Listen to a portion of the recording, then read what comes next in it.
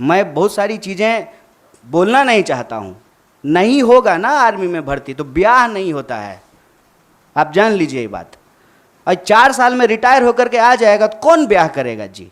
हम किसान के बच्चे हैं और हमारे माँ बाप ने इस सरकार को झुकाया है, इस सरकार को बताया है कि ये देश गांधी का देश है और गांधी के देश में सत्य और अहिंसा से ही कोई लड़ाई जीती जा सकती है। कि ये कोना कोना कौन कोना सोतली पुतो कोना खेलना बंद कीजिए। आप हकीकत में बताइए कि रियलिटी क्या है। क्या आपने विपक्ष को पूछा, आपने विपक्ष को पूछा कि हम कोई योजना ला रहे हैं? आपने कोई पार्लियामेंट्री कमेटी की मीटिंग की या आपने नौजवानों को पूछा? जब देश में एक नियमित भर्ती प्रक्रिया है, 2014 में देश बना है, उससे पहले क्या आर्मी में लोग बहाल नहीं होते थे? क्या हमारे पास जो एक प्रक्रिया नहीं थी, उस प्रक्रिया को खत्म करने का कारण क्या है? मैं भारतीय राष्ट्रीय कांग्रेस का एक साधारण कार्यकर्ता हूँ, उसके साथ साथ मैं बिहार का रहने वाला हूँ। शायद ये पहला मौका है कि मैं आप तमाम लोगों के सामने स्पष्ट तरीके से यह बात रखना चाहता हूँ कि मैं ऐसे परिवार से आता हूँ, हमारे परिवार में रिश्तेदारी में 16 लोग आर्म फोर्सेस की नौकरी करते हैं। मैं ऐसे परिवार से आता हूँ जिसको शहीद का परिवार कहा जाता है। इंसर्जेंसी में हमारे एक भाई की शहादत हुई है, उन्होंने अपना सर्वोच्च बलिदान दिया है। और आप सबके चैनल पे भी मैं यही देख रहा हूँ कि सब लोग यही कह रहे हैं कि सबसे ज़्यादा हिंसा बिहार में भड़क रही है। मैं इस बिंदु पे आपसे कुछ बात करना चाहता हूँ। पहली बात तो ये कि हम लोग मार्केटिंग नहीं करना जानते हैं। हमको लगता है कि सेना का, देश के सर्वोच्च सम्मान का, ये मार्केटिंग करने का चीज़ नहीं है। लेकिन आप एक एक मंत्रियों का बयान सुन करके देख लीजिए। जो लोग अग्निपथ योजना का फ़ायदा गिना रहे हैं, ऐसा लग रहा है कि कोई चीज़ वो बेचने की कोशिश कर रहे हैं। जैसे सेल्समैन की भाषा होती है ना, वाह मेगा बम्पर ऑफर चल रहा है, आपको 20 लाख रुपया भी मिल जाएगा, 4 साल में आप रिटायर भी हो जाएंगे, फिर आपको रिजर्वेशन भी मिल जाएगा। इस भाषा की मानसिकता को समझने का प्रयास कीजिए। ऐसा लगता है कि रेलवे स्टेशन के बाहर कोई चूहा मारने की दवा बेच रहा हो। साहब आप मंत्री हैं, आप सबसे पहले देश की जनता को ये बताइए कि इस योजना की ज़रूरत क्या है। हर साल जब 50,000 से ज़्यादा भर्तियाँ और नियमित भर्तियाँ, जिसमें टीए भी है, डीए भी है, पेंशन भी है, सेंट्रल स्कूल में एडमिशन का भी प्रावधान है, रेलवे का भी टिकट मिलेगा, हवाई जहाज़ का भी टिकट मिलेगा, और अगर सर्वोच्च बलिदान आप देते हैं, आपको शहादत होती है, तो आपके परिवार का भी ख्याल रखा जाएगा। इन तमाम बातों को छोड़ करके मंत्री कह रहे हैं कि आपको 20 लाख रुपया मिल जाएगा इस उम्र में। ये वही भाषा नहीं है कि प्रधानमंत्री जी बोले थे कि काला धन वापस आ जाएगा तो आपके खाते में 15 लाख रुपया मिल जाएगा। मिल गया क्या 15 लाख रुपया? जिस खाते में 15 लाख रुपया मिलने वाला था ना, उसी खाते में 20 लाख रुपया भी मिलेगा। इस मानसिकता को समझने की ज़रूरत है और इसीलिए हम लोग इस योजना की ज़रूरत पे सवाल उठा रहे हैं। जब देश में एक नियमित भर्ती प्रक्रिया है, 2014 में देश बना है, उससे पहले क्या आर्मी में लोग बहाल नहीं होते थे? क्या हमारे पास जो एक प्रक्रिया नहीं थी, उस प्रक्रिया को ख़त्म करने का कारण क्या है? तब सरकार के कुछ दावे बताए जा रहे हैं। दावा क्या है? दावा ये है कि हम चाहते हैं कि हमारे देश के नौजवानों को रोजगार मिले। ये तो आप चाह रहे हैं, ये आप वादा भी कर चुके हैं कि हर साल आप 2 करोड़ नौकरी देंगे। उस 2 करोड़ नौकरी को छोड़ करके पीएमओ ने अभी ट्वीट किया कि हम 10 लाख रोजगार देंगे। साहब अगर आप रोजगार देने के लिए सीरियस होते, 28 लाख पोस्ट जो हैं वो सिर्फ सेंट्रल गवर्नमेंट में रिक्त पड़ा हुआ है, और आप स्टेट गवर्नमेंट में जाकर के देख लीजिए, भर्तियां नहीं की जा रही है। हकीकत क्या है? हकीकत ये है कि ये असली बात देश की जनता से छुपाना चाहते हैं। असली बात क्या है?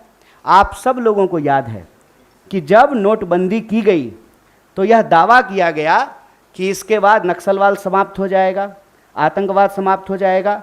कल ही जो है एक सब इंस्पेक्टर की फिर से टारगेटिंग किलिंग की गई है। नक्सलवाद की घटनाएं हो रही हैं, आतंकवादी घटनाएं लगातार हो रही हैं। अगर नोटबंदी करने के बाद आतंकवाद समाप्त हो जाता तो पुलवामा की घटना कौन करके गया है, कैसे पुलवामा की घटना हुई है? तो ये दावा करते हैं। जब उस दावे का आप पड़ताल करेंगे तो आपके ऊपर ही आरोप लगाना शुरू कर देंगे। एक व्हाट्सएप मैसेज घूम रहा है जिसमें कहा जा रहा है कि जिस भी योजना का कांग्रेस विरोध कर रही हो, ऐसा आप मान लीजिए कि वो योजना सही है। कांग्रेस के विरोध करने से आप चलते हैं? आप सत्ता में बैठे हुए मोदी जी, आपके ऊपर देश की जनता ने भरोसा किया है।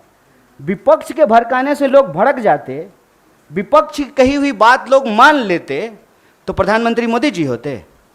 इस देश के लोगों ने मोदी जी के ऊपर भरोसा किया। और मैं याद दिलाना चाहता हूं कि ये वही नौजवान हैं, ये उस वक्त हिंसा नहीं किए जब इनके माँ बाप हजारों किलोमीटर पैदल चल करके अपने घर गए। ये वही नौजवान हैं, ये तब भी हिंसा नहीं किए जब उनके परिवार को ऑक्सीजन नहीं मिल रहा था और वो तरप तरप करके जान दे रहे थे। ये तब भी हिंसा नहीं किए जब आपने हर साल 2 करोड़ नौकरी नहीं दी। मैं देश की सरकार से, भारतीय राष्ट्रीय कांग्रेस की तरफ से यह अपील करना चाहता हूं कि ये कोना कोना कौन कोना सोतली पुतोह कोना खेलना बंद कीजिए। आप हकीकत में बताइए कि रियलिटी क्या है। क्या आपने विपक्ष को पूछा? आपने विपक्ष को पूछा कि हम कोई योजना ला रहे हैं? आपने कोई पार्लियामेंट्री कमेटी की मीटिंग की? या आपने नौजवानों को पूछा कि हम आपका भलाई करना चाहते हैं किसानों की तरह, और नौजवान कहते हैं कि हमको ये भलाई नहीं चाहिए? इस मनोदशा को समझिए साहब। हम ऐसे गांव से आते हैं, ऐसे इलाके से आते हैं, कोई ऐसा साल नहीं गुजरता है साहब कि हमारे इलाके में कोई शहादत ना हुई हो।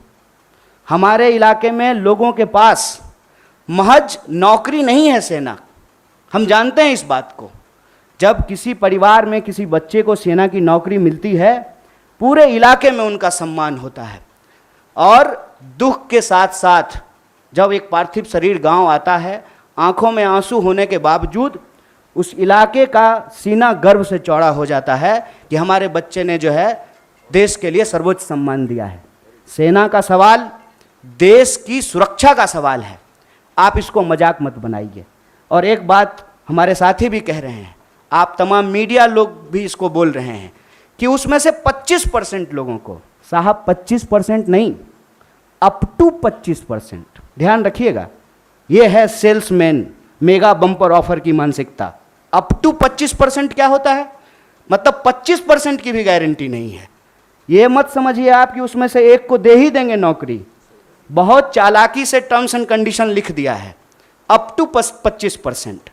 और इसमें ये कितना गंभीर है, इस गंभीरता का आप अंदाजा लगाइए कि अभी आए हुए 3 दिन हुए हैं घोषणा किए हुए, 2 मेजर अमेंडमेंट हो चुका है। और जो फायदा गिनाए जा रहे हैं वो फायदा तो पहले से है।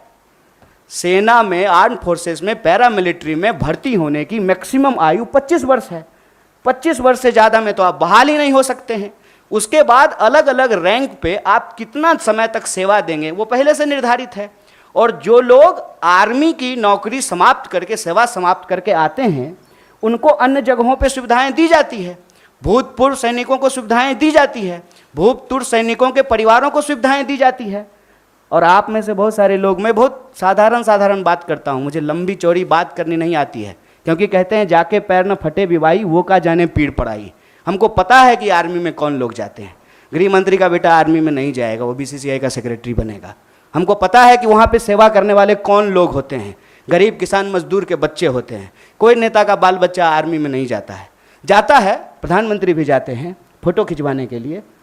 फोटो खिंचवाने के लिए वर्दी पहनना एक बात होता है, देश की भक्ति के लिए, सर्वोच्च सम्मान के लिए वर्दी पहनना दूसरी बात होती है। दीपावली में जाकर के मिठाई बांट देंगे, उसके बाद आकर के अग्निपथ योजना ला करके देश की जवानों का दिवाला निकाल देंगे।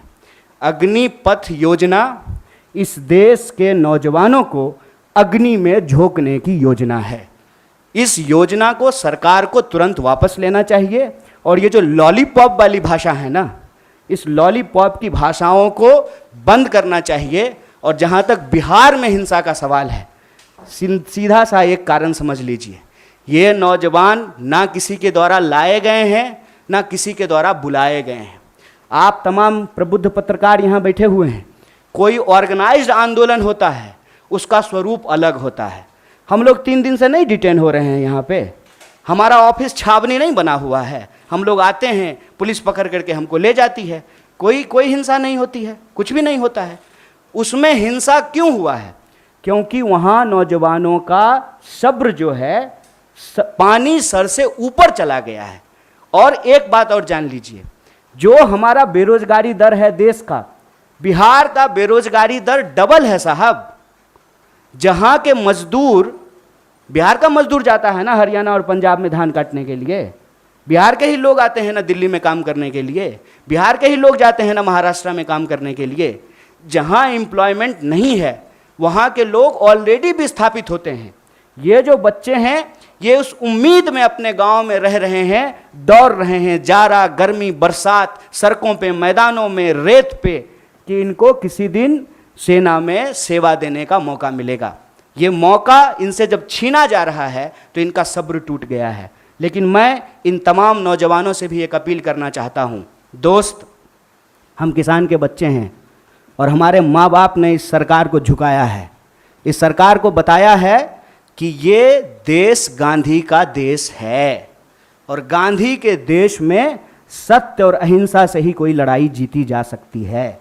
इसीलिए भारतीय राष्ट्रीय कांग्रेस की तरफ से इस आंदोलन का पूर्णतः समर्थन करते हुए सरकार से यह अपील करते हैं कि इसको वापस लीजिए और नौजवानों से अपील करते हैं कि देश की संपत्ति को मत जलाइए, मत जलाइए, क्योंकि कल को आपको वही संपत्ति इसी प्रधानमंत्री से बचाना भी है।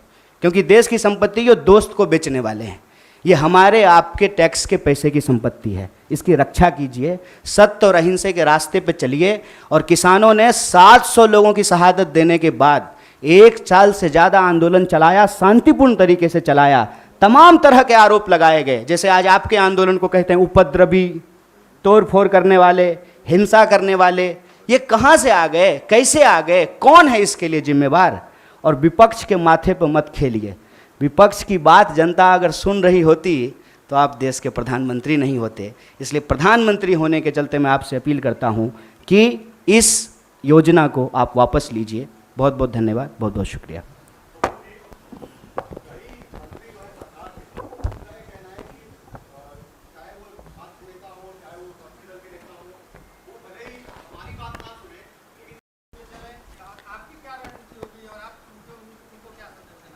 देखिए, हालांकि ये जो है ना, मैं देख रहा हूँ कि टीवी मीडिया रिपोर्टिंग में और कई जगह इस बात को बार बार हाईलाइट किया जाता है कि बिहार में आंदोलन हो रहा है। एक्चुअली एक डिजाइन है। किसान आंदोलन के दौरान भी आपने देखा होगा कि नहीं कुछ मुट्ठी भर किसान हैं वो हरियाणा और पंजाब के। अगर मुट्ठी भर थे तो वापस क्यों लिया? और अगर सिर्फ बिहार का मसला है तो नागपुर से लोग जो है पैदल क्यों आ रहे हैं दिल्ली की तरफ? तेलंगाना में घटना हुई, झारखंड में हुआ, राजस्थान में हुआ। तो ये एक देशव्यापी सवाल है। ऐसा नहीं है कि किसी एक राज्य से ही लोग सेना में भर्ती होते हैं, हर राज्य से होते हैं। बिहार का जहाँ तक मसला है, मैंने आपको कहा कि राष्ट्रीय बेरोजगारी दर से बिहार की बेरोजगारी दर दोगुनी है और वहाँ पे काम के लिए विस्थापन करना, दूसरे राज्यों में काम करना, ये दशकों से ये समस्या चली आ रही है। मैं मौजूदा सरकार को जिम्मेवार नहीं ठहरा रहा। इसकी वजह से क्या हुआ है कि जो एक आखिरी उम्मीद कहते हैं नौजवानों का कि हमको सर्वोच्च बलिदान देने का मौका मिलेगा, सेना में सेवा करने का मौका मिलेगा, और बहुत कुछ निर्भर करता है साहब। मैं बहुत सारी चीज़ें बोलना नहीं चाहता हूँ। नहीं होगा ना आर्मी में भर्ती तो ब्याह नहीं होता है, आप जान लीजिए ये बात। और 4 साल में रिटायर होकर के आ जाएगा तो कौन ब्याह करेगा जी? ये बहुत बुनियादी सवाल है, समझिए इस बात को। एक लड़का सिर्फ नहीं जाता है आर्मी का नौकरी करने के लिए, पूरा का पूरा परिवार, पूरा का पूरा गांव उससे सम्मानित होता है। अगर ऐसा नहीं होता तो क्यों शहीदों का जो है गेट बनाया जाता है? ये हमारा एक व्यक्तिगत पेन है साहब, इसीलिए हम लोगों को दुख हो रहा है। और ऐसा नहीं है कि हम इस सवाल पे निकले हैं। अभी रेल मंत्री अपील कर रहे हैं। ये रेल मंत्री तब कहाँ थे जब रेलवे की भर्ती में गड़बड़ी आई थी? याद कीजिए, तब भी बवाल हुआ था। तब रेल मंत्री आकर के बोले, फिर उस योजना को वापस लिए। तो बेसिकली क्या है ना कि प्रधानमंत्री जी खुद को समझते हैं डॉक्टर डैंग और हम लोगों को समझते हैं पिंजरे में बंद चूहा। तो जब मन करे तब जो है ना इंजेक्शन लगाना शुरू कर देते हैं, टेस्ट करते हैं कि कितना उछला, कितना जो है अनसीरियस चीज है, आप समझिए तो। 2 दिन आंदोलन हो गया, कई ट्रेनें जल गई, हिंसा हो गई, तब कह रहे हैं कि नहीं नहीं नहीं इस बार जो है 2 साल एज बढ़ा देंगे। तो सो रहे थे, कहता तो है कि जगते रहते हैं आप, सोते ही नहीं हैं। तो उस वक्त बहाली जब आप निकाल रहे थे तो आपको समझ में नहीं आया था, ये सीरियस नहीं है। दूसरा बात है कि झूठ बोलते हैं और सब मंत्री लोग को लगा देंगे कि तुम जरा प्रोडक्ट बेच करके आओ, तो ले लो खरीद लो बेच लो, फायदे फायदे, फिर अरे क्या मानसिकता है ये? आप देश चला रहे हैं ना, देश की वस्तु स्थिति बताइए। आप बताइए कि आर्थिक हालत ये है कि ऑलरेडी अमेरिका रिसेशन अनाउंस करने वाला है, और आप नोटबंदी के बाद रिजर्व बैंक का जो रिजर्व पैसा है वो निकाल लिए हैं 8,500 करोड़ का विमान खरीदने के लिए। और ठीक कहा ना इन्होंने कि 71 साल में ये देश सेवा करने का दावा कर रहे हैं। मैं प्रधानमंत्री को कुछ बोल ही नहीं रहा हूँ। हाँ न, मैं तो ले सकता हूँ, मैं डरता थोड़ी हूँ। हाँ वही कह रहे हैं, क्यों नहीं ले सकते हैं कि आप सेवा कर सकते हैं और हम सेवा के लायक नहीं हैं। और उस ड्रोन का क्या हुआ जिससे वो कहीं देश में गड़बड़ी देख लेते हैं ड्रोन से आजकल? तो ड्रोन क्या था, छुट्टी पे था कि उसका बैटरी खराब हो गया था? क्यों नहीं ड्रोन भेज करके देख लिए कि क्या हो रहा है देश में? बात यह है कि ये जानबूझ करके हिंसा भड़काते हैं। मेरा इस बात पे जोड़ है, और वो इस बात को अपने व्हाट्सएप के इको चैम्बर से फैलाते हैं कि मोदी जी का अवतार इस देश का भला करना चाहता है। और ये जो बिका हुआ विपक्ष है वो चाहता ही नहीं है कि इस देश का भला हो। देखिए मोदी जी किसानों का भला करना चाहते थे, किसान को भलाई लेने ही नहीं दिया। अब जवानों का भला करना चाहते हैं, ये जवानों को भलाई नहीं लेने देना चाहता है। विपक्ष हमको इतना सुनता है, विपक्ष को इतना। बिहार की किसी भी जनता को कोई संदेश देने का जरूरत नहीं है। बिहार ऐसा जगह है, सुन लीजिए साहब, मोहनदास करमचंद आए थे, हमने गांधी बना करके भेजा वहां से उनको। सिद्धार्थ आए थे, हमने बुद्ध बना करके भेजा उनको। हमारा काम नहीं है हिंसा करना। अगर हिंसा हो रही है इसके लिए सरकार जिम्मेवार है, और ये अग्निपथ योजना देश के युवाओं को अग्नि में झोंकने की योजना है। तो मैं बिहार के नौजवानों से यही कहूँगा, रे भाई इतना रिस्क लिए हो तुमको पता है।